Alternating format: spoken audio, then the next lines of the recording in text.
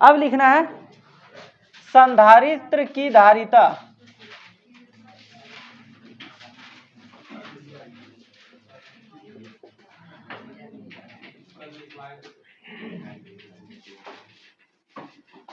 किन किन बातों पर निर्भर करती है।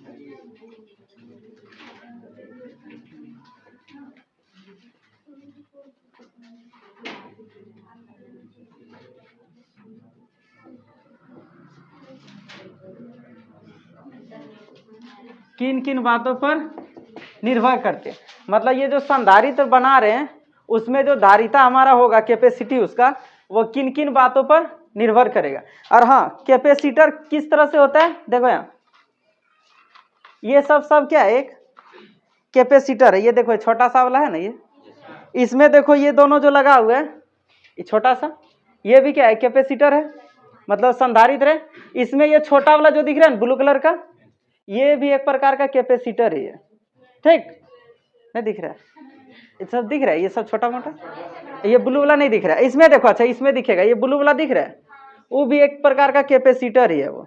ठीक, इसमें ये सब जो दिख रहा है, क्या कहते हैं उसको, रेड कलर का, वो भी कैपेसिटर है। कुछ कुछ देखो इससे छोटा तोड़ लिया है ना, ये सब भी क्या है, कैपेसिटर है।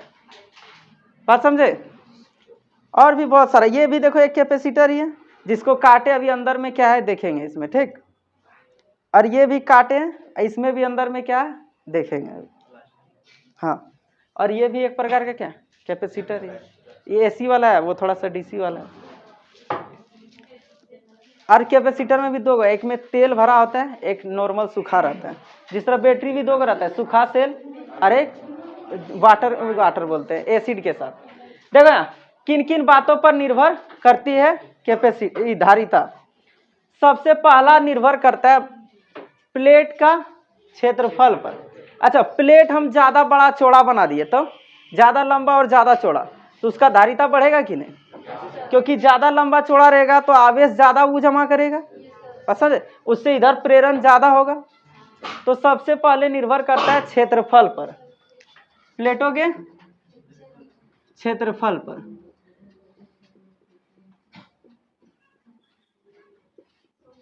अब बताओ, क्षेत्रफल बढ़ाने से धारिता बढ़ेगा या घटेगा।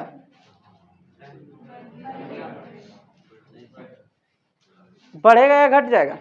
एक छोटा सा प्लेट लिए और एक बड़ा प्लेट लिए, दोनों में किसका धारिता अधिक होगा, बड़ा वाला के, क्योंकि वो ज्यादा आवेश इकट्ठा करेगा। तो पहला यही है, जो संधारित्र की धारिता होती है वो क्षेत्रफल का समानुपाती होता है। मतलब क्षेत्रफल अगर बढ़ा दिए तो क्या बढ़ जाएगा, धारिता, और क्षेत्रफल घटा दिए तो धारिता घट जाती है। तो अब बोले, लिखो, संधारित्र की धारिता प्लेटों के क्षेत्रफल का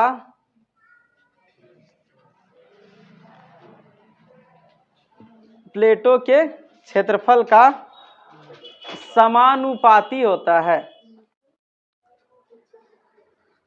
क्षेत्रफल का समानुपाती होता है, अर्थात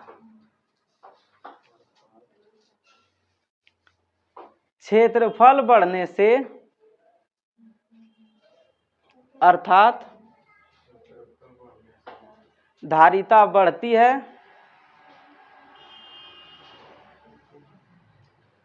क्षेत्रफल बढ़ने से धारिता बढ़ती है, तथा क्षेत्रफल घटने से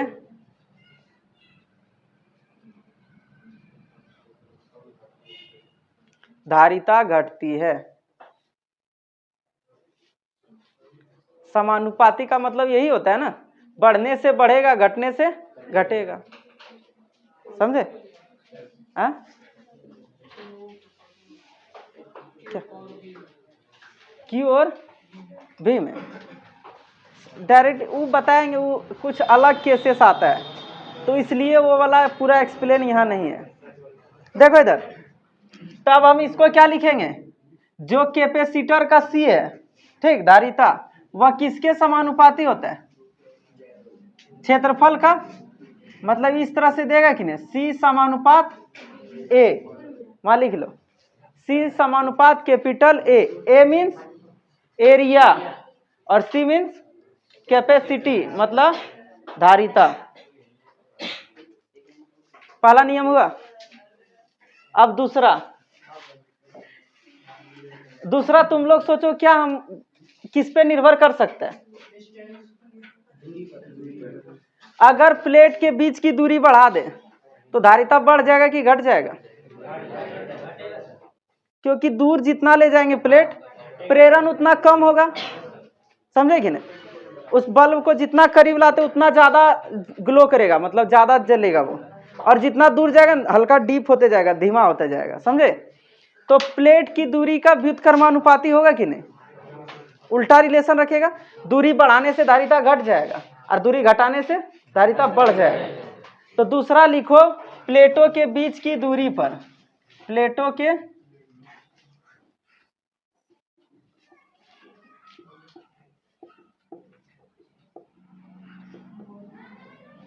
दूरी पर, इसमें फिर लिखना है संधारित्र की धारिता प्लेटों के बीच की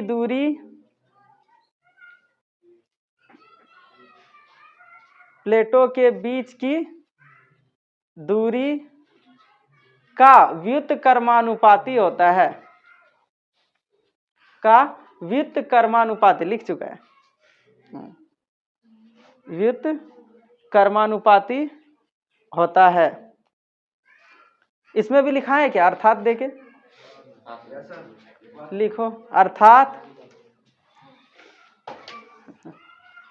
कुछ चीजें ना तुम लोग खुद एक्सेप्ट करते हैं तो मेरा भी टाइम बचता, लेकिन चलो। अर्थात प्लेटों के बीच की दूरी बढ़ने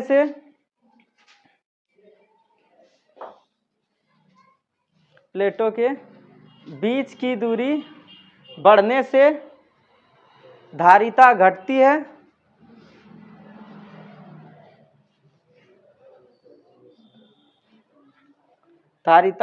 है तथा धारिता प्लेटों के बीच की दूरी घटने से,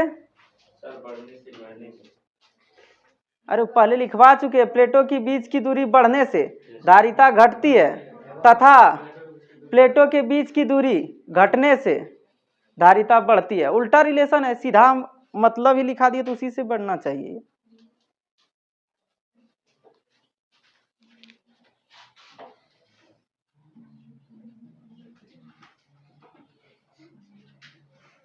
लिखो ये वाला 1/d यानी उल्टा रिलेशन। ठीक, कभी कभी खुद भी लैंग्वेज इसमें बिठाया नहीं जा सकता है, ये इससे ये लिख दो नीचे और बॉक्स बना देना, अच्छा दिखेगा। ठीक ठीक। सी व्युत्क्रमानुपात 1/d, क्योंकि प्लेट जितना दूर करेंगे धारिता उतना घट जाएगा। समझे? ये हुआ 2 नंबर का। हाँ 1 था, ये 2 था। ओह, अब ठीक है। अरे व्युत्क्रमानुपात मतलब 1/, ही होता है। हो गया ही। अगला तीसरा,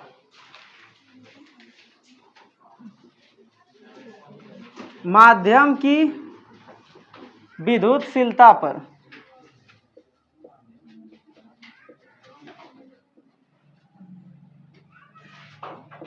बड़ा बड़ा लिख रहे ताकि किसी को भी दिखने में दिक्कत ना हो। माध्यम की विद्युतशीलता पर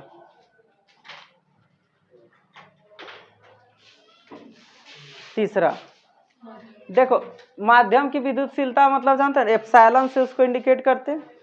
ठीक, किस अगर माध्यम की विद्युतशीलता अधिक रहेगा ना तो धारिता अधिक होता है, माध्यम की विद्युतशीलता कम रहेगा तो धारिता कम होता है। तो इसका डायरेक्ट रिलेशन रखता है, तो वही लिखना, संधारित्र की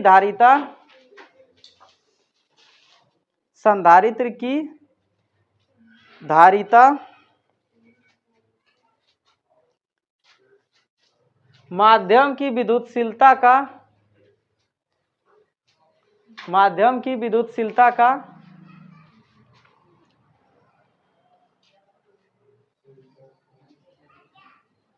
समानुपाती होता है। हाँ, समानुपाती होता है।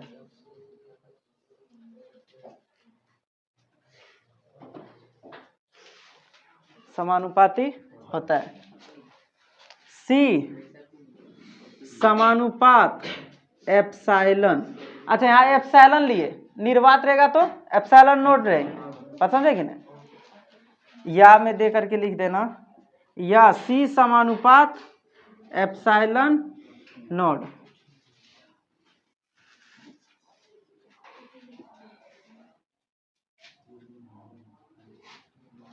ठीक,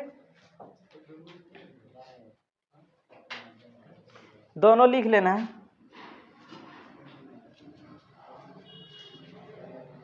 ये हो गया।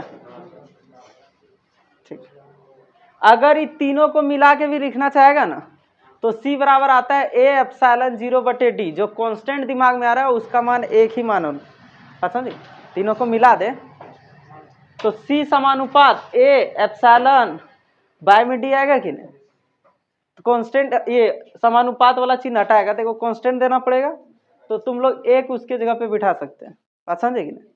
तो C बराबर A एप्सिलॉन 0/D आ जाएगा। लेकिन हम इसमें नहीं बताते, अब चलते हैं एक एक करके सभी कैपेसिटर का जो है क्या निकालेंगे, धारिता का मान निकालेंगे। ठीक, ये तीन गो था रिलेशन, तीनों पे निर्भर करता है। ठीक, तो आता है क्वेश्चन, संधारित्र की धारिता किन किन बातों पर निर्भर करती है, तो यही तीन गो लिखना है, पसंद है?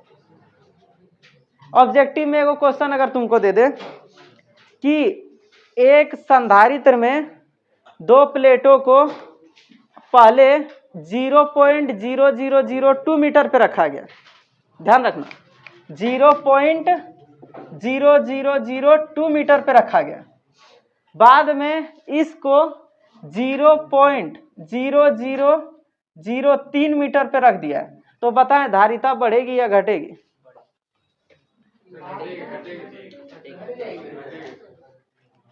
ये क्या हम बता रहे, दूरी मतलब D, तो ये पहला D था, अब बाद वाला D, तो दूरी बढ़ा या घटा? बढ़ा, तो धारिता क्या हो जाएगा? घटेगा, उल्टा रिलेशन है। और यही दूरी अगर कर देते 0.00002, तब बता धारिता बढ़ती कि घटती?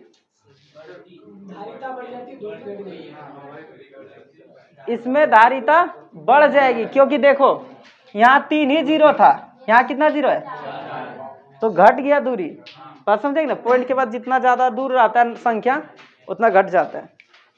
चलो ठीक है,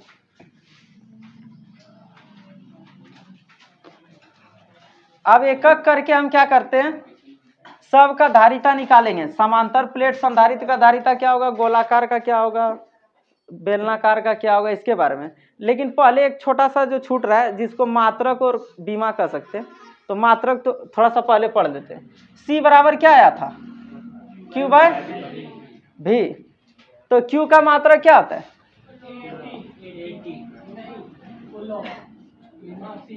कूलम। ठीक, और V का तो कूलम प्रति वोल्ट बोल सकते हैं कि नहीं? इसी को फेराड बोलते, क्या बोलते? फेराड। माइकल फेराड नाम का वैज्ञानिक था ना, उसी ने बताया इसके बारे में। तो वही इसका क्या होता है, यूनिट फेराड। लेकिन जो फेराड है ना, एक बहुत बड़ा मात्रक है, ये एक फेराड बहुत बड़ा धारिता होता है। तब इस फेराड को क्या करते हैं, हम बहुत छोटा में नापते हैं, जिसको कहते हैं माइक्रो फेराड। क्या कहते हैं? Micro farad. यानी इसका जो मेन मात्रक है, धारिता का मात्रक क्या है, माइक्रो फेराड। याद सब रखना है, कूलम प्रति वोल्ट, ये तो फॉर्मूला से पता चल जाएगा। और यहाँ पे फेराड तो होता है ये कूलम प्रति वोल्ट, लेकिन हम इसको किस में नापते हैं, माइक्रो मतलब 10⁻⁻6 होता है, 10⁻⁻6 मीटर। और माइक्रो को यूज करने के लिए इस तरह लिखते, देखो ये इधर सुनो, माइक्रो को सूचित करने के लिए ये सिंबल लिखते, एक ठो यू लिख देते और यू में क्या करते, इधर एक लाइन दे देते, और फेराड के लिए क्या यूज करेंगे, एफ, जिस तरह यहाँ पे इसके लिए क्या यूज करेंगे, एफ। तो इसी को कहते हैं माइक्रो फेराड। जितना भी कैपेसिटर होता है उस सब पे हमेशा देखना लिखा रहता है माइक्रो फेराड। कहाँ गया कैपेसिटर, अरे यार, हाँ देखो यहाँ पे दिख रहा है यू म्यू एफ